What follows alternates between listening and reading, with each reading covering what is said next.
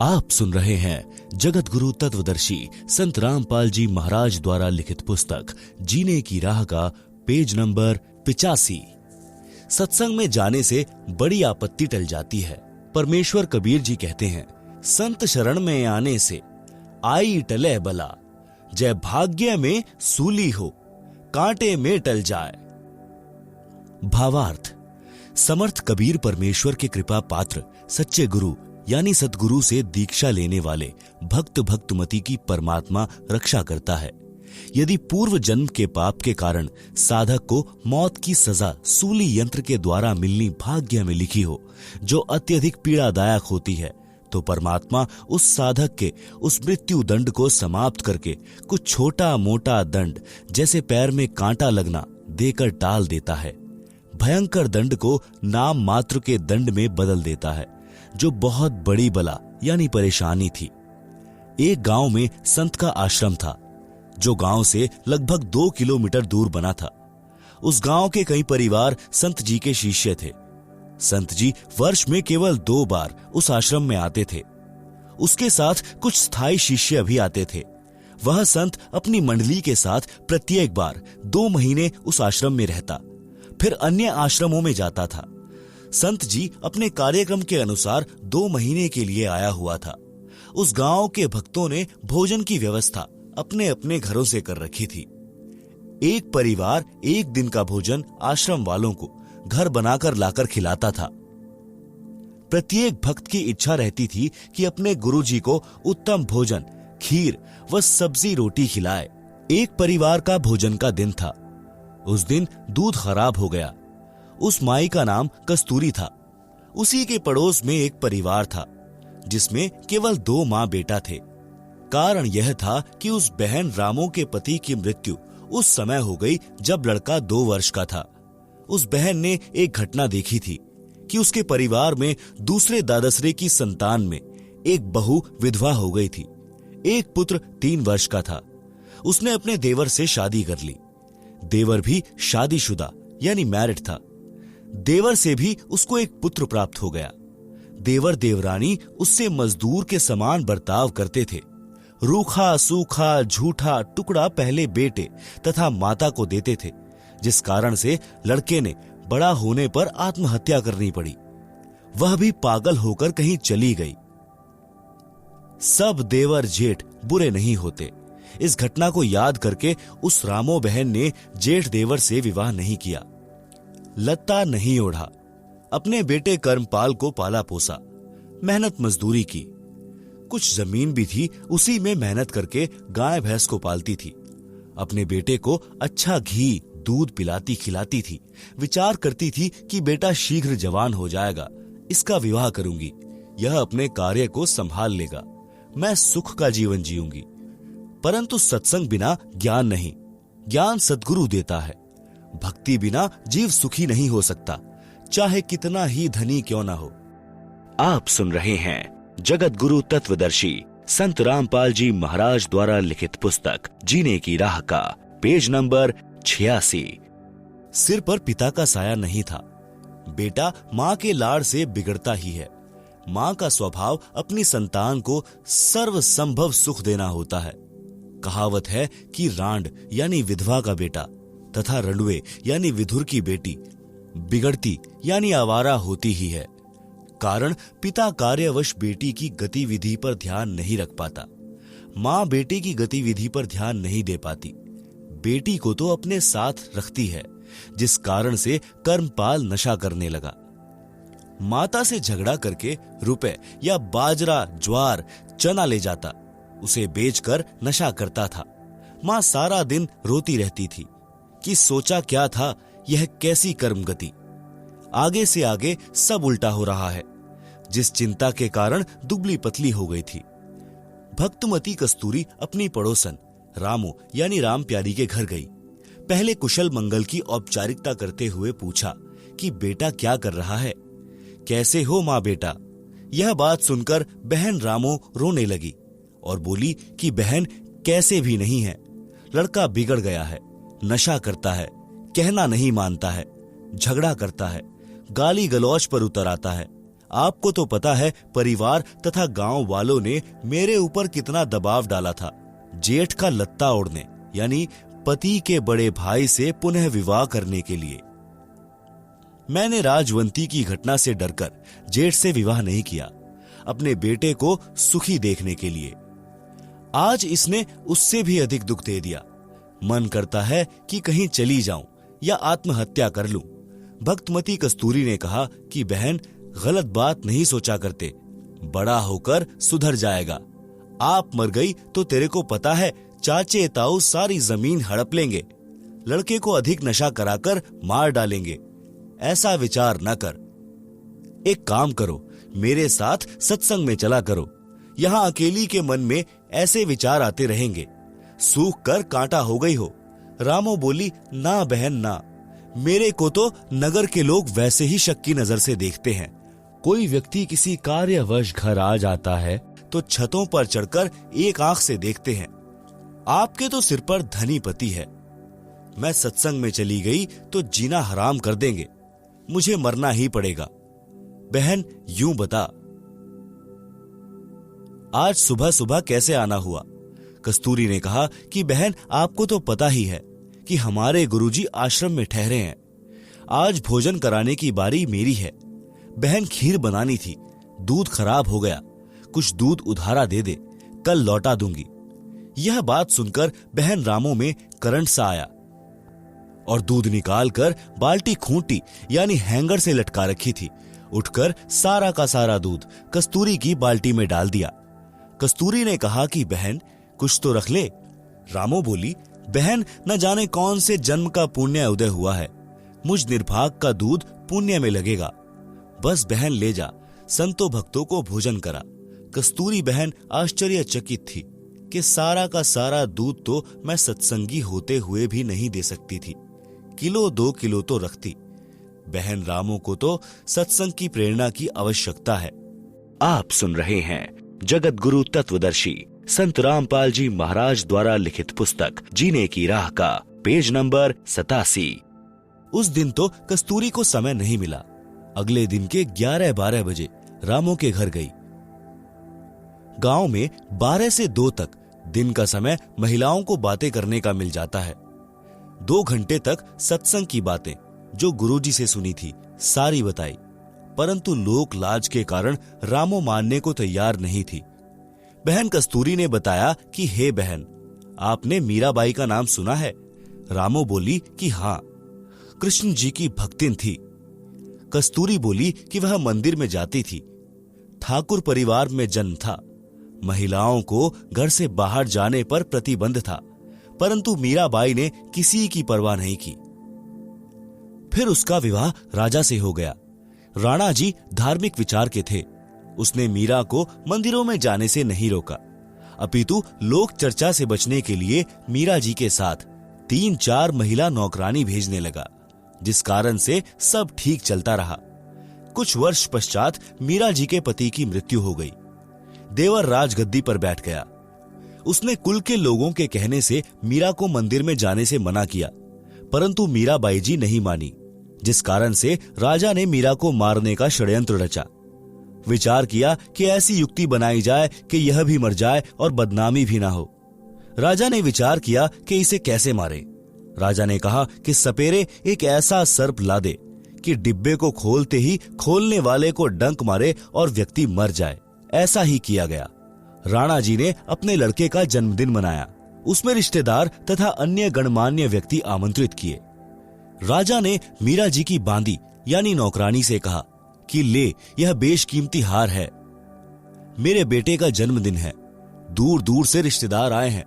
मीरा को कह दे कि सुंदर कपड़े पहनकर इस हार को गले में पहन ले, नहीं तो रिश्तेदार कहेंगे कि अपनी भाभी जी को अच्छी तरह नहीं रखता। मेरी इज्जत बेइज्जती का सवाल है। बांदी ने उस आभूषण के डिब्बे को मीराबाई को दे दिया और राजा का आदेश सुना दिया। उस आभूषण के डिब्बे में विशैला काले सफेद रंग का सर्प था। मीरा ने बांदी के सामने ही उस डिब्बे को खोला। उसमें हीरे मोतियों से बना हार था। मीराबाई ने विचार किया कि यदि मैं हार नहीं पहनूंगी तो व्यर्थ का झगड़ा होगा। मेरे लिए तो यह मिट्टी है, यह विचार करके मीरा जी ने वह हार गले में डाल लिया। राजा का उद्देश्य था कि आज सर्प डंक से मीरा की मृत्यु हो जाएगी तो सबको विश्वास हो जाएगा कि राजा का कोई हाथ नहीं है। हमारे सामने सर्प डसने से मीरा की मृत्यु हुई है। कुछ समय उपरांत राजा मंत्रियों सहित तथा कुछ रिश्तेदारों सहित मीरा के महल में गया तो मीराबाई जी के गले में सुंदर महंगा हार देखकर राणा बौखला गया और बोला, बच्चलन, यह हार किस यार से लाई है? मीराबाई जी के आंखों में आंसू थे। बोली कि आपने ही तो बांदी के द्वारा भिजवाया था, वही तो है। बांदी को बुलाया तथा पूछा कि वह डिब्बा कहाँ है। बांदी ने पलंग के नीचे से निकाल कर दिखाया, यह रहा राजा जी जो आपने भेजा था। राजा वापिस आ गया। राजा ने सोचा कि अब की बार इसको विष मैं अपने सामने पिलाऊंगा, नहीं पिएगी तो सिर काट दूंगा। आप सुन रहे हैं जगत गुरु तत्वदर्शी संत रामपाल जी महाराज द्वारा लिखित पुस्तक जीने की राह का पेज नंबर 88। मीराबाई को विष से मारने की व्यर्थ कोशिश। एक सपेरे से कहा कि भयंकर विष ला दे जिसे जीभ पर रखते ही व्यक्ति मर जाए। ऐसा विष लाया गया। राजा ने मीरा से कहा कि यह विष पी ले, अन्यथा तेरी गर्दन काट दी जाएगी। मीरा ने सोचा कि गर्दन काटने में तो पीड़ा होगी, विष पी लेती हूं। मीरा ने विष का प्याला परमात्मा को याद करके पी लिया, लेकिन उन्हें कुछ नहीं हुआ। सपेरा बुलाया और उससे कहा कि यह नकली विष लाया है। सपेरे ने कहा कि वह प्याला कहां है। उसे प्याला दिया गया। सपेरे ने उस प्याले में दूध डालकर एक कुत्ते को वहीं पिला दिया। कुत्ता दूसरी बार जीभ भी नहीं लगा पाया था, मर गया। राजा ने देख लिया कि यह किसी तरह मरने वाली नहीं है, तब उसको मंदिर जाने से नहीं रोका। उसके साथ कई नौकरानी तथा पुरुष रक्षक भी भेजने लगा कि लोग यह नहीं कहेंगे कि आवारागर्दी में जाती है। मीरा को सतगुरु शरण मिली। जिस श्री कृष्ण जी के मंदिर में मीराबाई पूजा करने जाती थी, उसके मार्ग में एक छोटा बगीचा था। उसमें कुछ घनी छाया वाले वृक्ष भी थे। उस बगीचे में परमेश्वर कबीर जी तथा संत रविदास जी सत्संग कर रहे थे। सुबह के लगभग 10 बजे का समय था। मीरा जी ने देखा कि यहाँ परमात्मा की चर्चा या कथा चल रही है, कुछ देर सुनकर चलते हैं। परमेश्वर कबीर जी ने सत्संग में संक्षिप्त सृष्टि रचना का ज्ञान सुनाया। कहा कि श्री कृष्ण जी यानी श्री विष्णु जी से ऊपर अन्य सर्वशक्तिमान परमात्मा है। जन्म मरण समाप्त नहीं हुआ तो भक्ति करना न करना समान है। जन्म मरण तो श्री कृष्ण जी, श्री विष्णु जी का भी समाप्त नहीं है।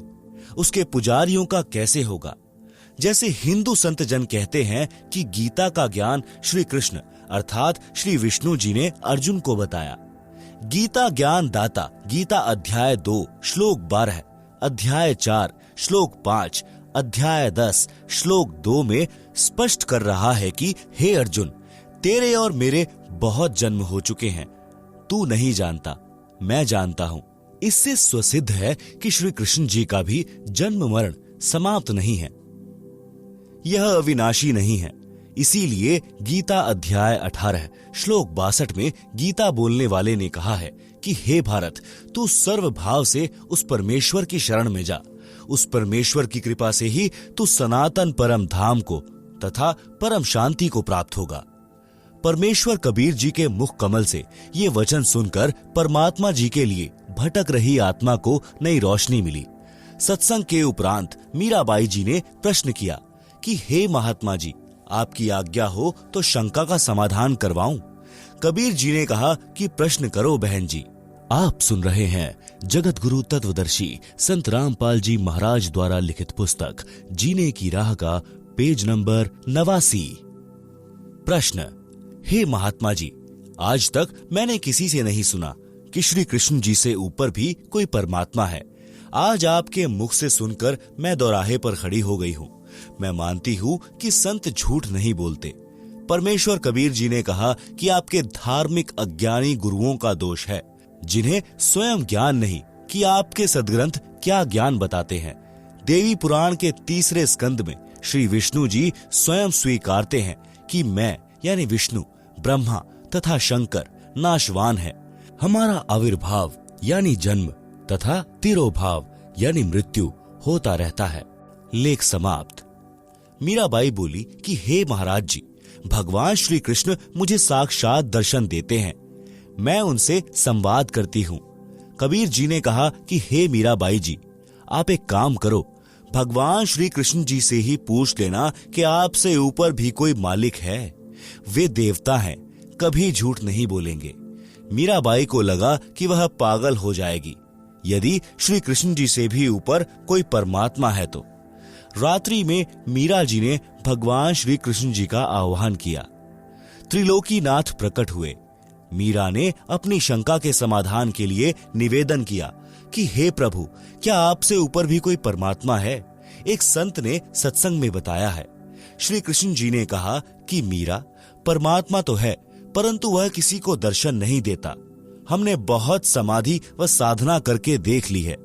मीराबाई जी ने सत्संग में परमात्मा कबीर जी से यह भी सुना था कि उस पूर्ण परमात्मा को मैं प्रत्यक्ष दिखाऊंगा, सत्य साधना करके उसके पास सतलोक में भेज दूंगा।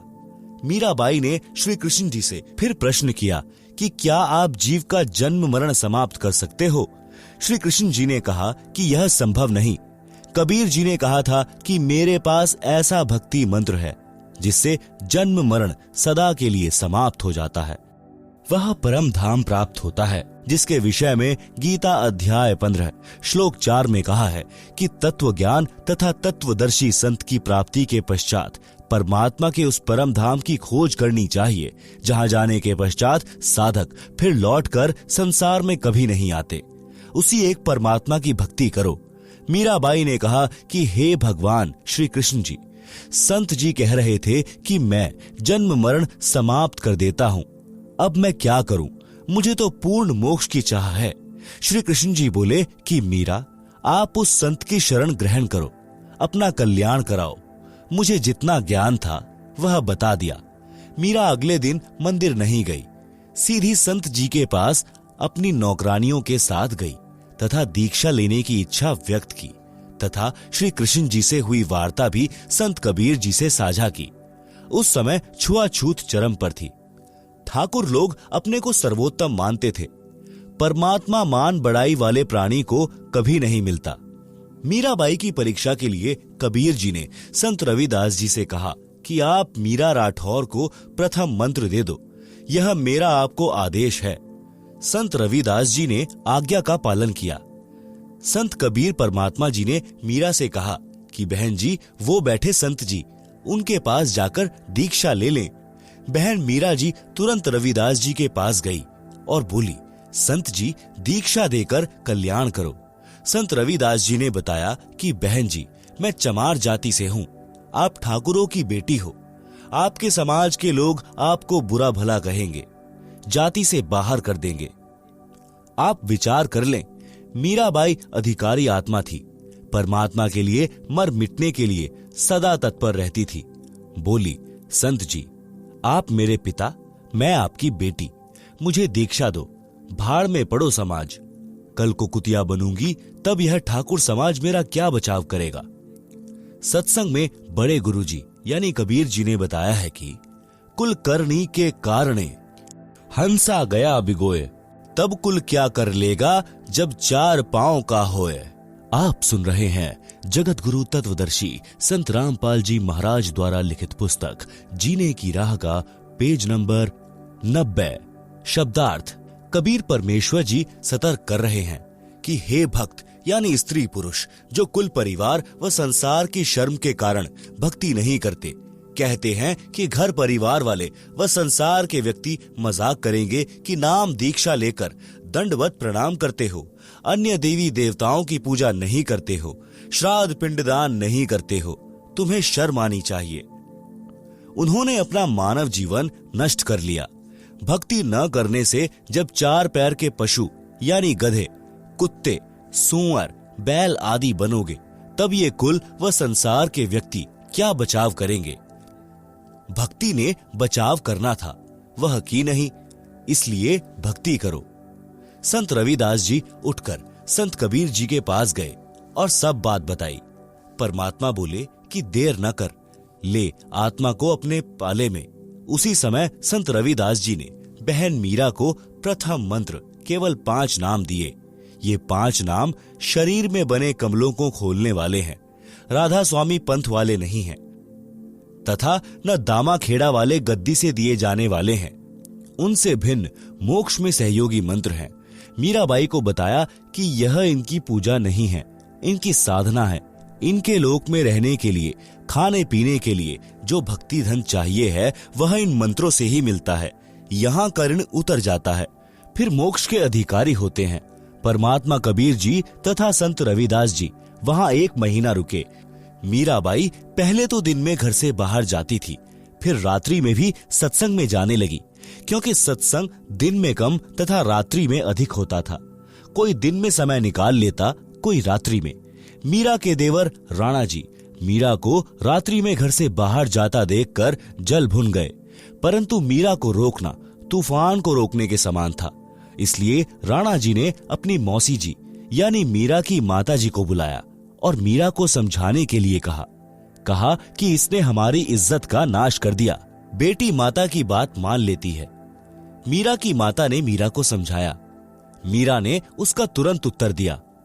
शब्द सत्संग में जाना मीरा छोड़ दे, आए म्हारी लोग करें तकरार। सत्संग में जाना मेरा ना छूटे री, चाहे जल के मरो संसार। थारे सत्संग के राहे में आहे वहां पे रहते हैं काले नाग। कोए कोए नाग तने डस लेवे, जब गुरु म्हारे मेहर करें री, अरी वह तो सर्प गंडेवे बन जावे। थारे सत्संग के राहे में आहे वहां पे रहते हैं बबरी शेर। कोए कोए शेर तने खा लेवे, जब गुरुआ की मेहर फिरे री, आरी वह तो शेरों के गीदड़ बन जावे। थारे सत्संग के बीच में आए वहां पे रहते हैं साधु संत। कोए कोए संत तने ले रमे, तेरे री मन में माता पाप है री। संत मेरे माँ बाप है री, आरी ये तो कर देंगे बेड़ा पार। वो तो जात चमार है, इसमें मारी हार है। तेरे री लेखे माता चमार है री, मेरा सिरजनहार है री। आरी वे तो मीरा के गुरु रविदास। आप सुन रहे हैं जगत गुरु तत्वदर्शी संत रामपाल जी महाराज द्वारा लिखित पुस्तक जीने की राह का पेज नंबर 91। शब्दार्थ। मीराबाई की माता ने कहा कि हे मीरा, तू सत्संग में जाना बंद कर दे। संसार के व्यक्ति हमारे विषय में गलत बातें करते हैं। मीरा ने कहा कि हे माता, मैं सत्संग में जाना बंद नहीं करूंगी। संसार भले ही ईर्ष्या की आग में जलकर मर जाए। माता ने मीरा को भय कराने के लिए बताया कि जिस रास्ते से तू रात्रि में सत्संग सुनने के लिए जाती है, उस रास्ते में सर्प तथा सिंह रहते हैं, वे तुझे मार देंगे। मीरा ने उत्तर दिया कि मेरे गुरुजी इतने समर्थ हैं, वे कृपा करेंगे तो सिंह तो गीदड़ की तरह व्यवहार करेंगे और सर्प ऐसे निष्क्रिय हो जाएंगे जैसे गंडेवे प्राणी होते हैं। जो सर्प जैसे आकार के होते हैं, परंतु 6 या 8 इंच के लंबे और आधा इंच गोलाई के मोटे होते हैं, वे डसते नहीं। मीरा की माता ने फिर कहा कि सत्संग सुनने वाले स्थान पर कुछ युवा भक्त पुरुष भी रहते हैं, कोई तेरे को कहीं ले जाएगा और गलत कार्य करेगा। मीरा ने उत्तर दिया कि हे माता, आपके मन में दोष है, इसीलिए आपके मन में ऐसे विचार आए हैं। हे माता, वे संत व भक्त तो मेरे माता पिता के समान हैं, वे ऐसा गलत कार्य नहीं करते। मीरा की माता ने छुआछूत के कारण मीरा को रोकना चाहा। कहा कि हे मीरा, तेरा गुरु रविदास तो अनुसूचित जाति का चमार है, इससे हम राजपूतों की बेइज्जती हो रही है, सत्संग में जाना बंद कर दे। मीरा ने कहा कि हे माता, आपके विचार से मेरे गुरुजी अनुसूचित जाति के चमार हैं, मेरे लिए तो मेरे परमात्मा हैं, मैं उनकी बेटी, वे मेरे पिता हैं, सत्संग में जाना बंद नहीं होगा। यह कथा सुनकर राम प्यारी यानी रामू की आंखें सी खुल गई। अगले दिन कस्तूरी के साथ सत्संग में गई और एक सत्संग सुनते ही दीक्षा ले ली। फिर एक दिन के भोजन की सेवा मांगी। सब परिवारों ने कहा कि बहन, हम अपनी सेवा नहीं छोड़ सकते। गुरुजी अगली बार आएंगे, तब तेरी बारी लगवा देंगे। भक्तमती रामो को तो पल की भी चैन नहीं थी, रोने जैसा चेहरा कर लिया।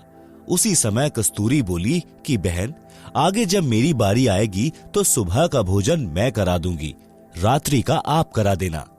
आप सुन रहे हैं जगत गुरु तत्वदर्शी संत रामपाल जी महाराज द्वारा लिखित पुस्तक जीने की राह का पेज नंबर 92। रामों की खुशी का ठिकाना नहीं रहा, कहीं कहीं पैर टिके।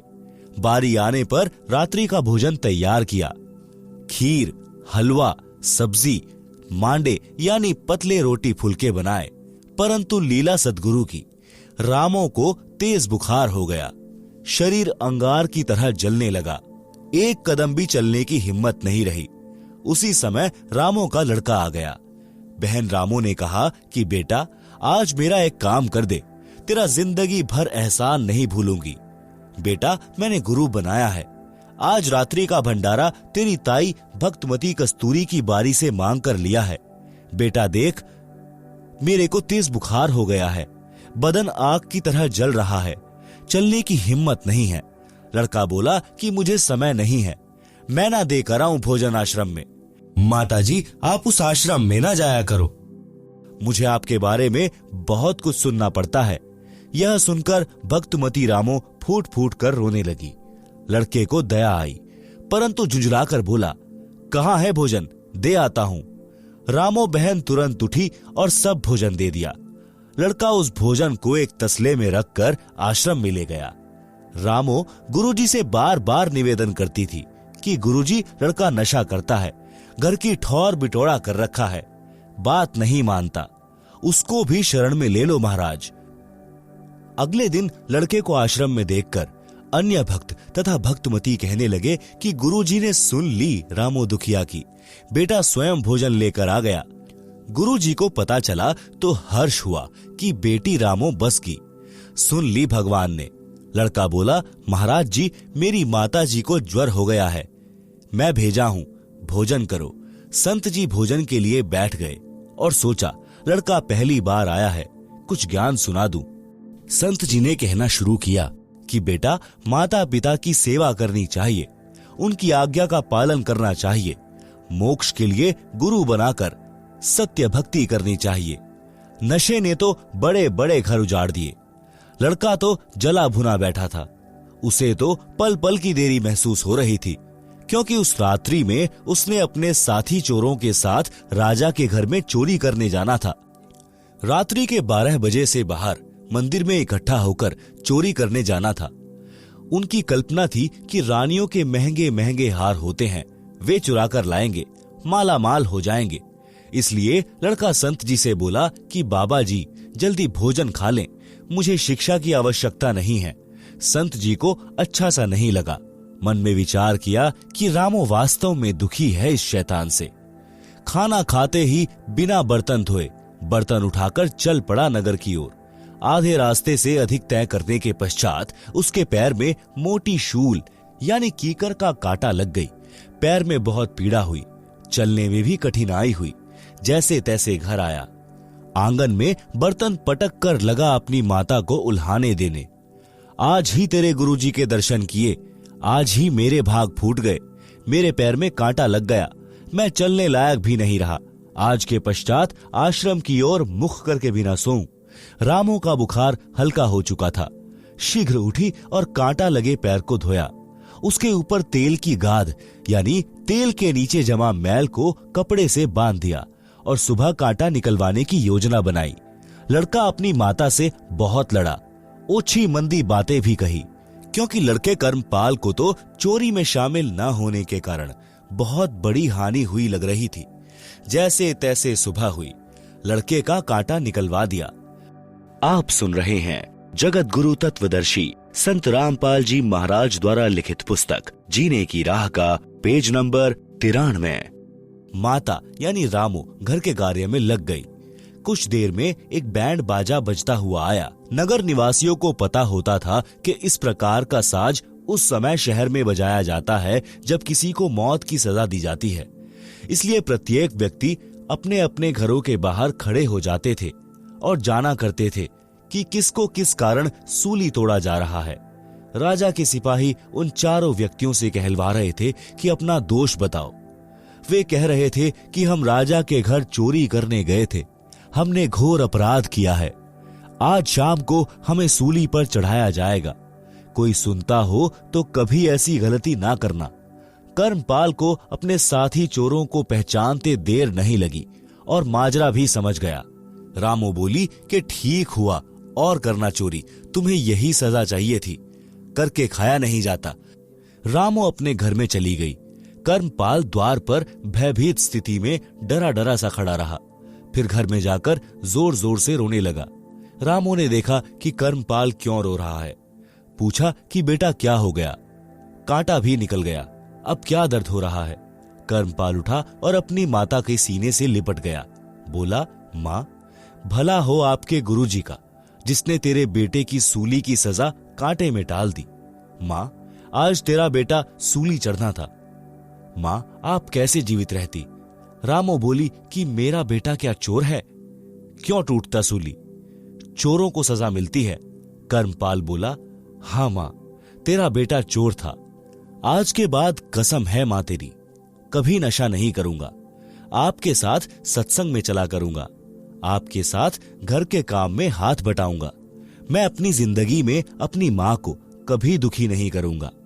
रामो बोली कि रे निकम्मे, चोरी भी तो करने लग गया था। लड़का बोला कि हाँ माँ, पक्का चोर हो गया था। धन्य है आपके सतगुरु, धन्य है मेरी माँ, जिसे ऐसे महापुरुष की शरण मिली है। माँ आज ही चल, मुझे दीक्षा दिलाकर ला। रामो तुरंत लड़के को भक्तमती कस्तूरी के पास ले गई। सब वृतांत बताया। कस्तूरी भी सब कार्य छोड़कर उनके साथ आश्रम में गई और गुरुजी का धन्यवाद किया। सब घटना को बताया, लड़के को नाम दिलाया। एक अन्य गांव के सत्संगी परिवार की लड़की से कर्मपाल का विवाह हो गया। पूरा परिवार सत्संग में आने लगा तथा सेवा करके सुखी जीवन जीने लगा। रामो तो सत्संग के रंग में ऐसी रंगी, जब जब सतगुरुजी मंडली समेत आकर आश्रम में रुकते, वह तो सुबह चली जाती, देर शाम को आती और सेवा करती, बर्तन साफ करती, गुरुजी के वस्त्र धोती। सत्संग का तो एक शब्द भी नहीं छोड़ती थी। एक समय सर्दी का मौसम था। सुबह 10 बजे सत्संग शुरू हुआ। आप सुन रहे हैं जगत गुरु तत्वदर्शी संत रामपाल जी महाराज द्वारा लिखित पुस्तक जीने की राह का पेज नंबर 94। गुरुजी ने रामो से बोला कि बेटी, वस्त्र धोला नदी पर, धूप थोड़ी देर रहती है, सत्संग के बाद जाएगी तो वस्त्र सूख नहीं पाएंगे। रामो बहन वस्त्र बाल्टी में डालकर चल पड़ी। नदी थोड़ी दूरी पर थी। कपड़े पानी में बाल्टी में भिगोकर सोडा डाल दिया। सोचा कि जितनी देर वस्त्र सोडा में भीगेंगे तब तक सत्संग सुनाती हूँ। आश्रम के बाहर दीवार के साथ कान लगाकर सत्संग वचन सुनने लगी। सत्संग समापन पर सत साहिब की ध्वनि सुनी तो रामो को कपड़े याद आए। दौड़ी दौड़ी नदी की ओर चली और डरी हुई थी कि आज तो गलती हो गई, गुरुजी के वचन की अवहेलना हो गई, मेरे ऊपर डांट पड़ेगी। गुरुजी नाराज हो गए तो मेरी तो सेवा पर पानी फिर जाएगा। हे भगवान, यह कौन बनी? इन्हीं विचारों में नदी पर पहुंची तो देखा कि बाल्टी खाली थी और वस्त्र धोकर झाड़ियों पर सुखा रखे थे जो सूख चुके थे। रामो उन बहनों से बोली जो पहले से नदी पर अपने वस्त्र धो रही थी कि हे बहनों, ये वस्त्र आपने धोकर सुखाए हैं क्या? सब अन्य महिलाएं रामो की ओर देखने लगी। एक बोली कि बहन, तेरा दिमाग चल गया है क्या, या मजाक कर रही है? आप स्वयं तो कपड़े धो रही थी बेसब्री होकर, हमारे भी छींटे लग रहे थे, तेरे को टोका भी था कि धीरे धीरे कपड़े धो। तू खुद झाड़ियों पर सुखा कर गई थी, अब क्या भांग का नशा कराई है? रामो रोने लगी और सब कपड़े उठाकर बाल्टी में डालकर आश्रम की ओर चली। आश्रम में किसी सेवादार ने रामो को आश्रम के बाहर बैठे सत्संग सुनते देर तक देखा था। उसने गुरुजी को बताया कि आज आपके कपड़े गीले ही रहेंगे, क्योंकि रामो तो सत्संग समापन तक बाहर दीवार के कान लगाकर सत्संग सुन रही थी, अभी गई है कपड़े धोने। इतने में रामो ने आश्रम में प्रवेश किया और कपड़े गुरुजी के पास रखकर फूट फूट कर रोने लगी। संत जी ने कपड़े छुए तो पूर्ण रूप से सूखे थे। रामू से रोने का कारण पूछा तो बताया कि गुरुजी, आपने दुखी होकर स्वयं कपड़े धोए हैं। मेरे से गलती हो गई। मैंने ऐसे ऐसे सोचा था कि कुछ देर सत्संग सुनकर कपड़े धोऊंगी, परंतु ध्यान नहीं रहा। गुरुजी बोले कि बेटी, परमात्मा कबीर जी रामो बनकर कपड़े धो गए हैं। जो बच्छा गऊ की नजर में यू साई कू संत, भक्तों के पीछे फिरे भक्त वत्सल भगवंत। शब्दार्थ, जैसे गाय अपने बच्चे के ऊपर एक टक नजर रखती है कि कोई पशु पक्षी या मनुष्य मेरे बच्चे को मार न दे, इसी प्रकार परमात्मा अपने भक्त के ऊपर दृष्टि रखता है। जैसे गाय का बच्चा खेलता कूदता किसी ओर दौड़ जाता है तो गाय भी उसके पीछे पीछे उसकी सुरक्षा के लिए दौड़ती है। इसी प्रकार परमात्मा जो भक्तों का हितकारी है, अपने भक्तों के पीछे पीछे फिरता है, उनकी सुरक्षा के लिए साथ रहता है। परमात्मा ने अब्राहिम सुल्तान अधम को नरक से निकालने के लिए बांदी रूप स्त्री बनकर शरीर पर कोरड़े खाए थे। बेटी, दुखी ना हो, तेरा उद्देश्य गलत नहीं था। परमात्मा तो सच्ची लगन व भाव के भूखे हैं। रामो शांत हुई, सत्संग से रामो बस गई, मोक्ष भी मिला। आप सुन रहे हैं जगत गुरु तत्वदर्शी संत रामपाल जी महाराज द्वारा लिखित पुस्तक जीने की राह का पेज नंबर 95। कबीर, सतगुरु शरण में आने से आई टले बला, जय भाग्य में सूली लिखी हो कांटे में टल जाए। भावार्थ, समर्थ कबीर परमेश्वर के कृपा पात्र सच्चे गुरु यानी सतगुरु से दीक्षा लेने वाले भक्त व भक्तमती की परमात्मा रक्षा करता है। यदि पूर्व जन्म के पाप के कारण साधक को मौत की सजा सूली यंत्र के द्वारा मिलनी भाग्य में लिखी हो, जो अत्यधिक पीड़ादायक होती है, तो परमात्मा उस साधक के उस मृत्यु दंड को समाप्त करके कुछ छोटा मोटा दंड जैसे पैर में कांटा लगना देकर टाल देता है। भयंकर दंड को नाम मात्र के दंड में बदल देता है, जो बहुत बड़ी बला यानी परेशानी थी। चोर कभी धनी नहीं होता। कबीर परमेश्वर जी अपने विधानानुसार एक नगर के बाहर जंगल में आश्रम बनाकर रहते थे।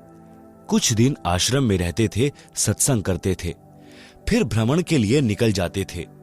उनका एक जाट किसान शिष्य था, जो कुछ ही महीनों से शिष्य बना था। किसान निर्धन था, उसके पास एक बैल था। उसी से किसी अन्य किसान के साथ मेल जोल करके खेती करता था। 2 दिन अन्य का बैल स्वयं लेकर दोनों बैलों से हल चलाता था। फिर 2 दिन दूसरा किसान उसका बैल लेकर अपने बैल के साथ जोड़कर हल जोतता था। किसान अपने कच्चे मकान के आंगन में बैल को बांधता था। एक रात्रि में चोर ने उस किसान के बैल को चुरा लिया। किसान ने देखा कि बैल चोरी हो गया तो सुबह वह आश्रम में गया, गुरुदेव जी से अपना दुख साझा किया। गुरुदेव जी ने कहा कि बेटा, विश्वास रख परमात्मा पर, दान धर्म भक्ति करता रह, आपको परमात्मा 2 बैल देगा। जो चुराकर ले गया है वह पाप का भागी बना है। परमेश्वर की कृपा से बारिश अच्छी हुई, किसान भक्त की फसल चौगुनी हुई। भक्त किसान ने 2 बैल मोल लिए और उनको अच्छी खुराक खिलाई। बैल खागड़ो यानी सांडो जैसे ताकतवर हो गए।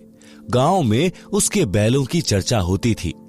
1 वर्ष पश्चात वही चोर उसी क्षेत्र में चोरी करने आया। कहीं दाव नहीं लगा। उसने विचार किया कि जिसका बैल चुराया था उसके घर देखता हूं, हो सकता है कोई बैल ले आया हो।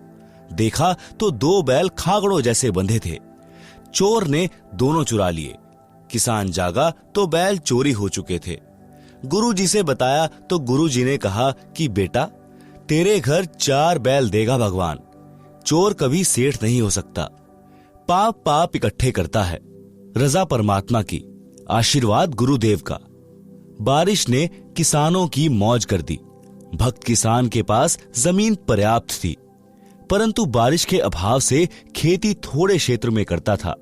बारिश अच्छी हो गई।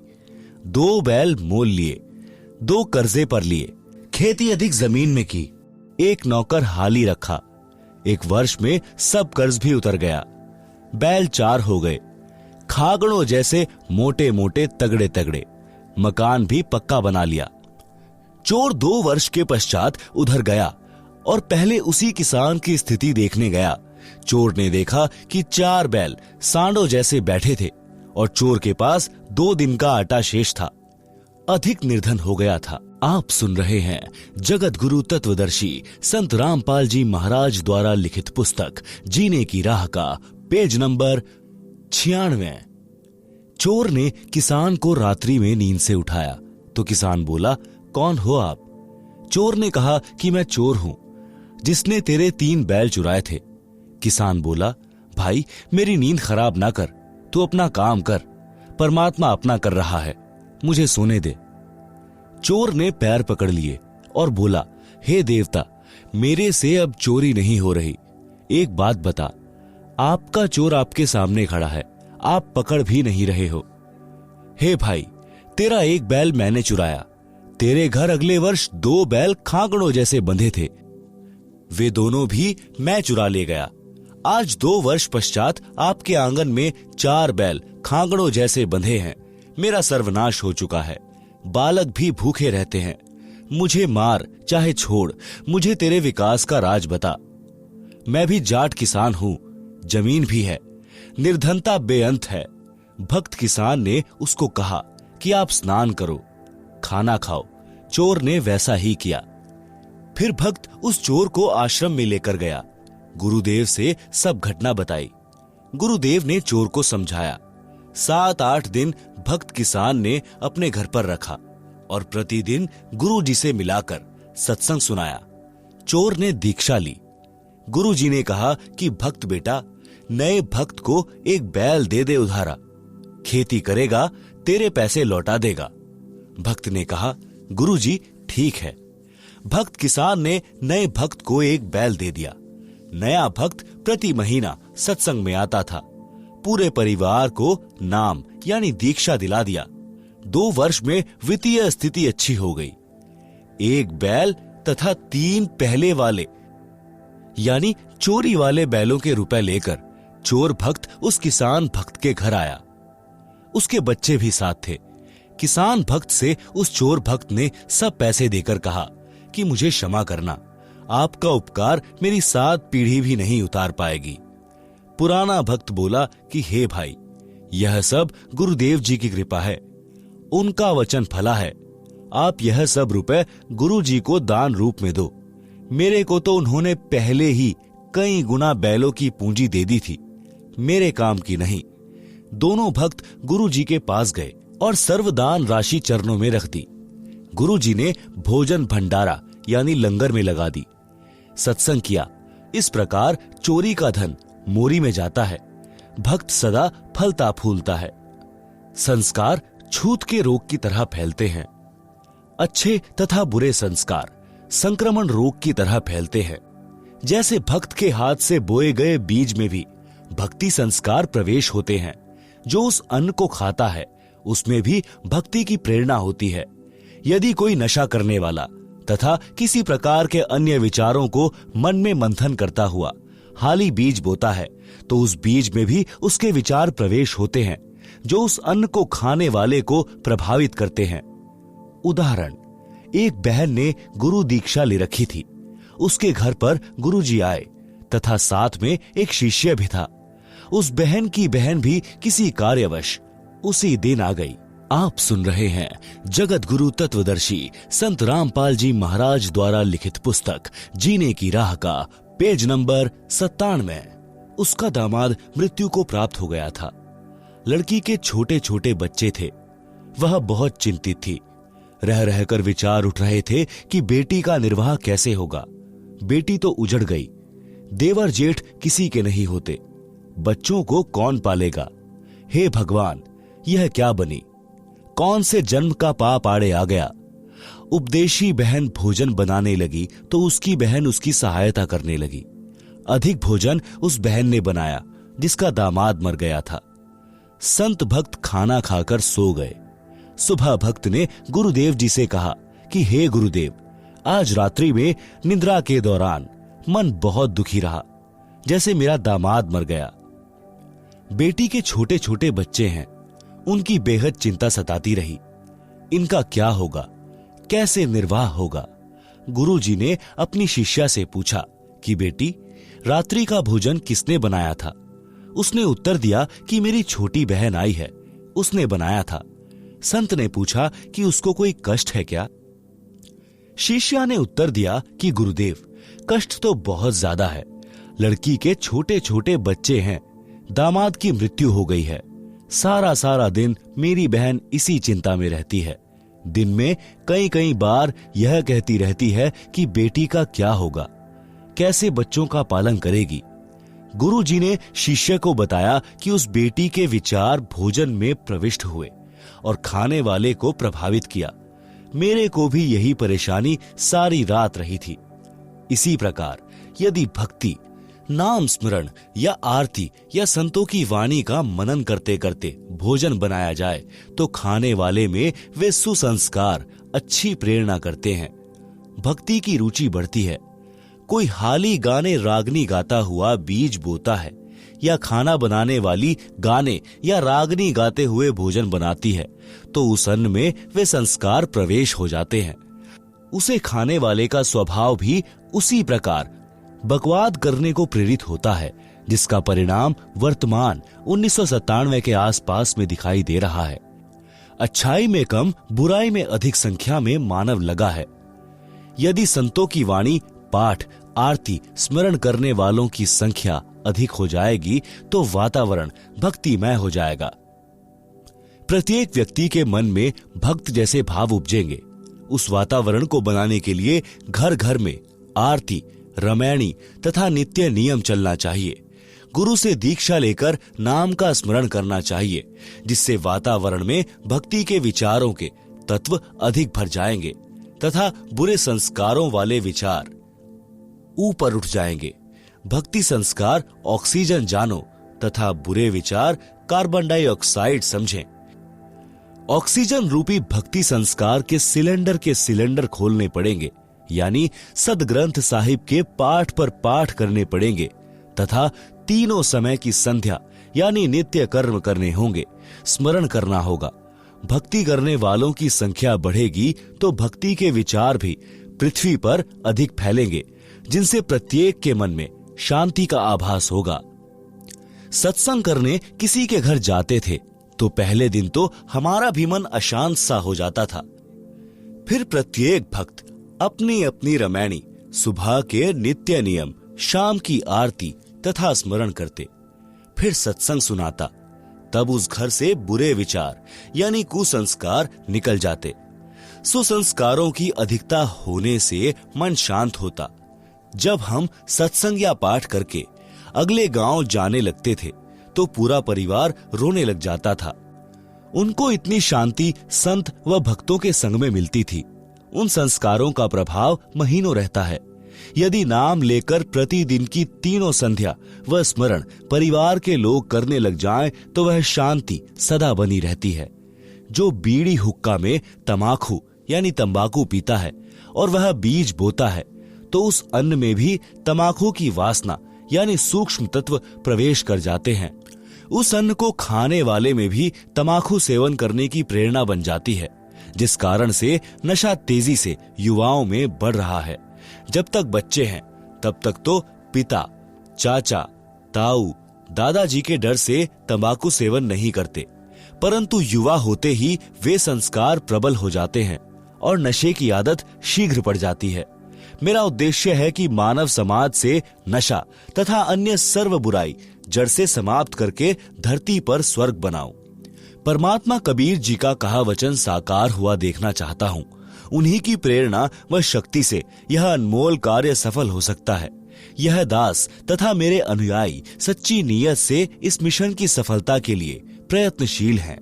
सफलता की पूरी आशा है। आप सुन रहे हैं जगत गुरु तत्वदर्शी संत रामपाल जी महाराज द्वारा लिखित पुस्तक जीने की राह का पेज नंबर 98। सांसारिक ची चू में ही भक्ति करनी पड़ेगी। एक थानेदार घोड़ी पर सवार होकर अपने क्षेत्र में किसी कार्यवश जा रहा था। ज्येष्ठ यानी जून का महीना, दिन के 1 बजे की गर्मी। हरियाणा प्रांत। एक किसान रहट से फसल की सिंचाई कर रहा था। बैलों द्वारा कोल्हू की तरह रहट को चलाया जाता था। बाल्टियों की लड़ी यानी चैन जो पुली यानी चक्री के ऊपर चलती थी, जिससे कुएं से पानी निकलकर खेत में जाने वाली नाली में गिरता था। रहट के चलने से जोर जोर की ची चू की आवाज हो रही थी। दरोगा तथा घोड़ी दोनों प्यास से व्याकुल थे। थानेदार ने पानी पीने तथा घोड़ी को पिलाने के लिए रहट की ओर प्रस्थान किया। रहट से हो रही जोर जोर की ची चू की आवाज से घोड़ी भड़क यानी डरकर दूर भाग गई। थानेदार ने किसान से कहा कि इस ची चू को बंद कर। किसान ने बैलों को रोक दिया। रहट चलना बंद हो गया। कुएं से पानी निकलना बंद हो गया। जो पानी पहले निकला था उसे जमीन ने अपने अंदर समा लिया। दरोगा घोड़ी को निकट लाया तो देखा कि नाली में पानी नहीं था। दरोगा ने कहा कि हे किसान, पानी निकाल। किसान ने बैल चला दिए।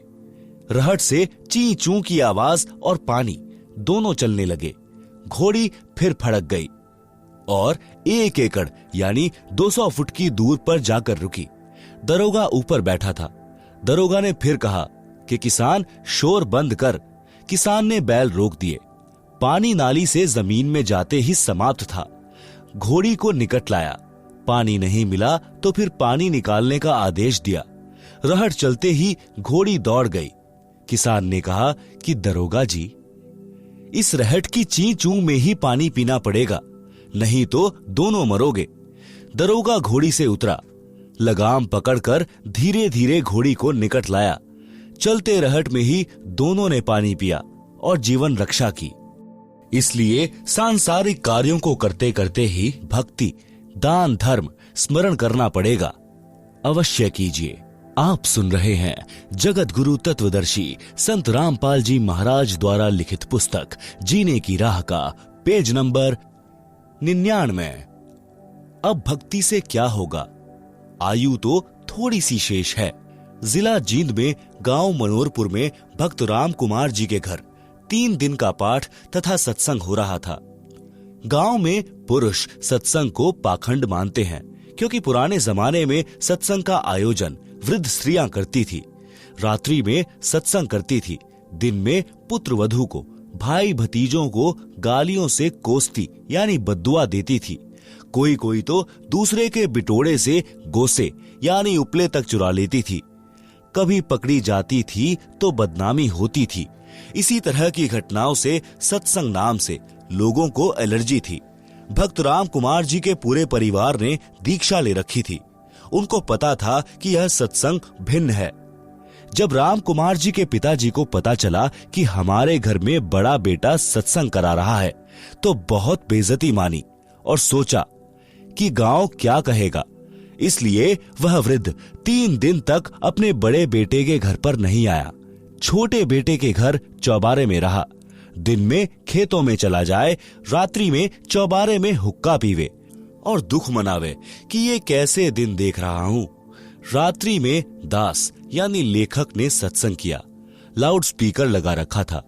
राम कुमार के लड़के को पता था कि दादाजी ऊपर चौबारे में हैं। उसने एक स्पीकर का मुख दादाजी के चौबारे की ओर कर दिया। सत्संग का वचन सुनना वृद्ध की मजबूरी बन गई। 2 दिन सत्संग सुनकर वृद्ध तीसरे दिन पाठ के भोग पर राजकुमार जी के घर आ गया। राजकुमार जी की पत्नी ने बताया कि मैंने सोचा था कि बूढ़ा बात बिगाड़ने आया है, महाराज जी को गलत बोलेगा। पाठ का भोग लगने के पश्चात राजकुमार जी के पिताजी मेरे सामने बैठ गए और कहने लगे, महाराज जी, मैं तो इस सत्संग से घना नाराज था, परंतु 2 दिन आपकी बात सुनी, मेरे को झंझोड़ कर रख दिया। मैंने तो मनुष्य जीवन का पूरा ही नाश कर दिया। मैंने 8 एकड़ जमीन और मोल ली। दोनों बेटों को पाला पोसा। दिन रात खेती के काम में लगा रहा। आपके विचारों से पता चला कि मैंने तो जीवन नाश कर दिया। अब 75 वर्ष की आयु हो चुकी है। अब भक्ति से क्या बनेगा? यह बात कहकर वह वृद्ध रोने लगा। हिचकी लग गई। मैंने उसे सांत्वना देते हुए कहा कि आप विश्वास करो, अब भी कुछ नहीं बिगड़ा है। एक उदाहरण तो गुरुजी से इस दास यानी रामपाल दास ने सुना था। बताया कि जैसे कुएं में बाल्टी छूट गई हो और उसकी नेजू यानी रस्सी जो बाल्टी से बांधी जाती है, जिससे बाल्टी द्वारा कुएं से पानी निकाला जाता है। पुराने समय में कुएं लगभग 100-150 फुट गहरे होते थे।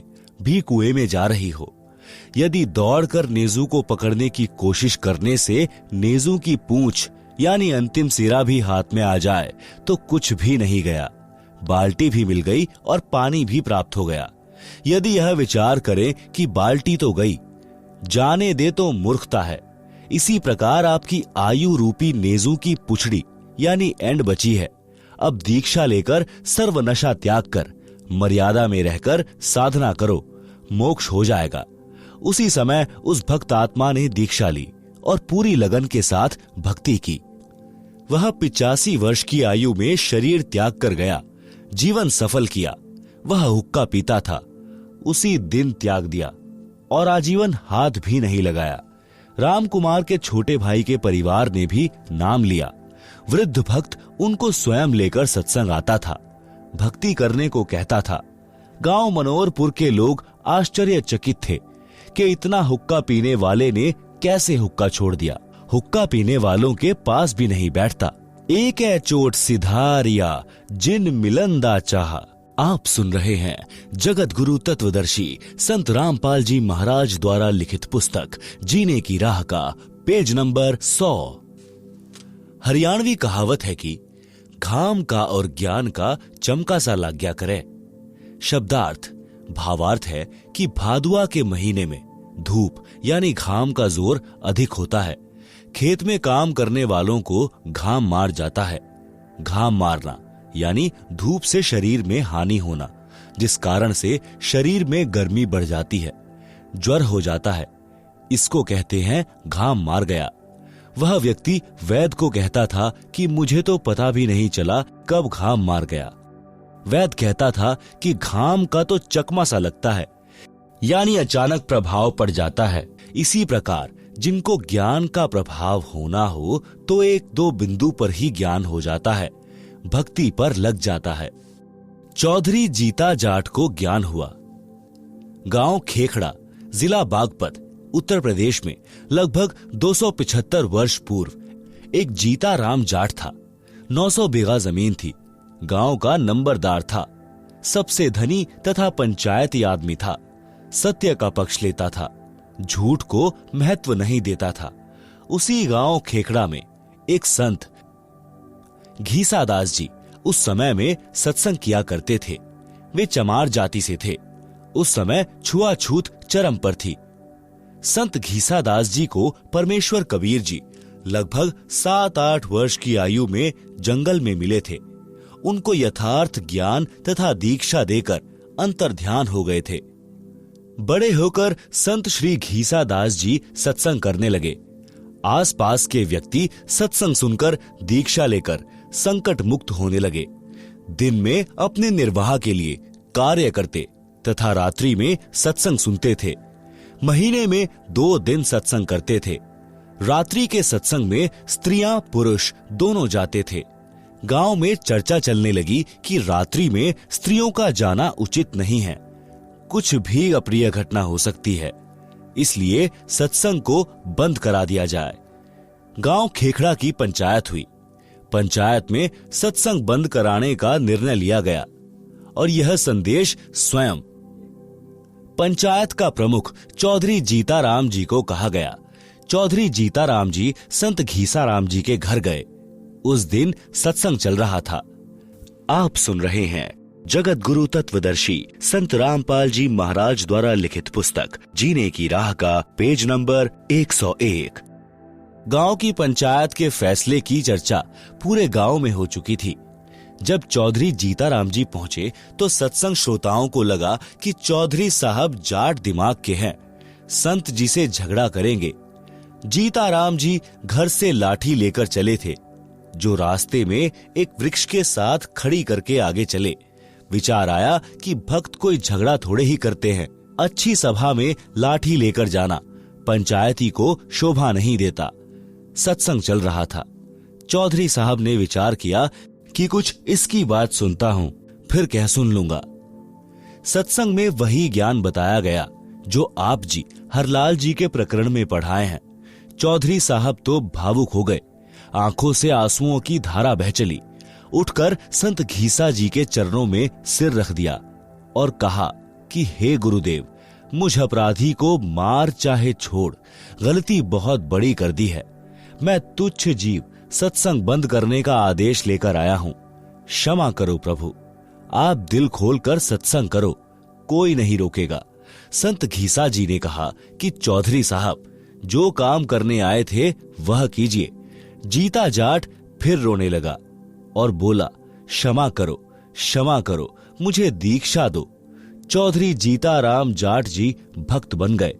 स्वयं भी रात्रि में सत्संग सुनने लगा। गांव खेखड़ा के घर घर में चौधरी साहब जीताराम जी की संत घीसाराम जी की शरण में जाने की निंदा होने लगी। कहने लगे, संत घीसाराम सेवड़ा है, जादू जंत्र जानता है, गांव के चौधरी पर तांत्रिक क्रिया करके अपने वश कर लिया है, सम्मोहन जंत्र मंत्र जानता है। चौधरी जीताराम जी के घर वाले, लड़के तथा भाई, चाचा ताऊ सब जीताराम जाट तथा घीसाराम संत के विरोधी हो गए। गांव वाले चौधरी जीताराम से कहने लगे कि चौधरी साहब, बुढ़ापे यानी वृद्धावस्था में आप भी बिगड़ गए। चौधरी जीताराम जी को आध्यात्मिक धाम मार गया था, यानी ज्ञान का प्रबल प्रभाव हो गया था। वह कहते थे कि हे गांव वालों, मेरे तो भाग्य जाग गए जो मैं भक्त बन गया और आपकी नजर में बिगड़ गया। भगवान करे मेरे की ढब यानी तरह तुम सारे बिगड़ जाओ, बिना बिगड़े काम नहीं चलेगा। कुछ दिनों के पश्चात गांव की पंचायत हुई और संत घीसा दास जी तथा भक्त जीताराम जी को गांव छोड़ने का फरमान सुना दिया। दोनों गुरु शिष्य तुरंत गांव छोड़कर दूर स्थान पर एक गांव में सत्संग करके जनता को समझाने लगे। बहुत से व्यक्ति अनुयायी हो गए। संतों के चले जाने के पश्चात गांव खेकड़ा में अकाल मृत्यु होने लगी। पंचायतियों के घरों में परमात्मा का प्रकोप प्रारंभ हो गया। किसी के चारे में आग लगे, किसी के पशु मरने लगे, किसी के परिवार में प्रेत बोलने लगे, किसी की बेटी विधवा हो गई, किसी को अधरंग की शिकायत। गांव में पशुओं में रोग फैल गया। गांव के कुछ व्यक्ति किसी बूझा पूछा करने वाले के पास गांव में हो रहे उपद्रव का कारण जानने के लिए गए। बूझा पूछा वाले ने बताया कि आपके गांव में 2 संत भक्त रहते थे, वे गांव से चले गए हैं। वे वापिस आएंगे तो गांव बसेगा, अन्यथा उजड़ जाएगा। उन व्यक्तियों ने गांव में आकर पंचायत करके सब बात बताई। गांव के गणमान्य व्यक्ति संत भक्त को वापस लाने के लिए उस गांव में गए। भक्त जीता दास ने गुरुजी घीसा दास जी से कहा कि लगता है गुरुदेव, यहां से भी निकलवाने गांव वाले आ गए हैं, देखो वे आ रहे हैं। संत घीसा दास जी बोले, रख लो चद्दर कंधे पर, चलते बनेंगे। इतने में गांव के चौधरी निकट आ गए और अपने अपने सिर के साफे यानी खंड के संत घीसा व भक्त जीता जी के चरणों में रख दिए। सब लोग बोले, महाराज जी गलती क्षमा करो, आपके आने के पश्चात गांव उजड़ने लग रहा है, बचाया जाए तो बचा लो, नहीं तो हम भी यहीं आपके पास ही रहेंगे। उस गांव के व्यक्ति भी इकट्ठे हो गए। सर्व घटना का पता चला। वर्तमान गांव वाले कहने लगे कि चौधरियों, तुम बसोगे तो हम उजड़ेंगे। जब से ये 2 देवता गांव में आए हैं, गांव में किसी की तू मैं भी नहीं हुई। 2 बार बारिश हो चुकी है, देखो फसल लहला रही है। खेखड़ा वालों ने विशेष विनय की तो दोनों महापुरुषों ने लौटने की हां कर दी और वर्तमान गांव वालों से कहा कि हम समय समय पर आते रहेंगे। प्रत्येक पूर्णमासी को आप खेखड़ा आया कीजिए, परमात्मा कबीर जी सब ठीक रखेंगे। दोनों महापुरुषों के आते ही पूरे गांव में पूर्ण शांति हो गई। पशुधन स्वस्थ हो गया। अगले दिन भारी बारिश हो गई। किसान लोग फूले नहीं समा रहे थे। 36 बिरादरी खुश थी। सब उपद्रव बंद हो गए। आज तक उस गांव में संत घीसा दास जी तथा भक्त जीता दास जी के नाम के मेले लगते हैं। संत गरीब दास जी ने कहा है कि जिस मंडल साधु नहीं, नदी नहीं गुंजार, तज हंसा वह देशड़ा जम की मोटी मार।